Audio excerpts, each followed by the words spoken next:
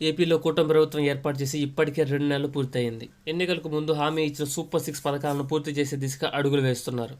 అలాగే ఆగస్టు 15వ తేదీ నుంచి అనగా స్వాతంత్ర దినోత్సవం నుంచి 3 పథకాలను ప్రారంభిస్తారని ప్రచారం జరుగుతుంది. ఇప్పటికే అన్నా క్యాంటీన్ పనులు పూర్తయి ప్రారంభానికి సిద్ధంగా ఉన్నాయి. అలాగే మహిళలకు ఉచిత బస్సు ప్రయాణాన్ని కూడా ప్రారంభిస్తామని ప్రచారం జరుగుతుంది. అయితే తల్లికి వందనం కూడా ఆగస్టు 15 నుంచి ప్రారంభిస్తారా లేదా అనేది చూడాలి. గత ప్రభుత్వంలో మూతబడిన అన్నా క్యాంటీన్లు మళ్లీ ఇప్పుడు కూటమి ప్రభుత్వం వచ్చిన తర్వాత తెరవడానికి సిద్ధం చేశారు. పాత అన్నా క్యాంటీన్లు మరమ్మతులు చేయడమే కాకుండా కొన్ని కొత్త అన్నా క్యాంటీన్లు కూడా నిర్మిస్తున్నట్టు తెలుస్తుంది.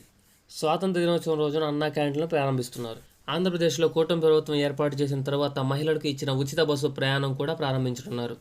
ఈ ఉచిత బస్సు ప్రయాణం మొదటిగా విశాఖపట్నంలో ఆగస్టు 15వ తేదీ నుంచి ప్రారంభిస్తున్నట్లు సమాచారం. ఇలా ఉచిత బస్సు ప్రయాణం వలన ప్రభుత్వానికి నెలకు 250 కోట్లకు పైగా ఖర్చు అయ్యే అవకాశం ఉందని చెప్తున్నారు.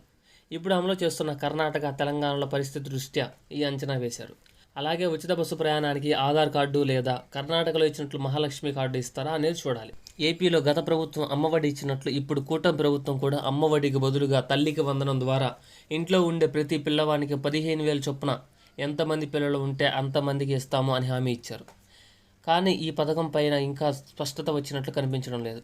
కానీ కొంతమందికి తల్లికి వందనం కూడా ఆగస్టు 15వ తేదీ నుంచి అమలు చేస్తారు అని అంటున్నారు. కానీ తల్లికి వందనం పైన స్పష్టత కోసం కొంత సమయం వేచి చూడాలి.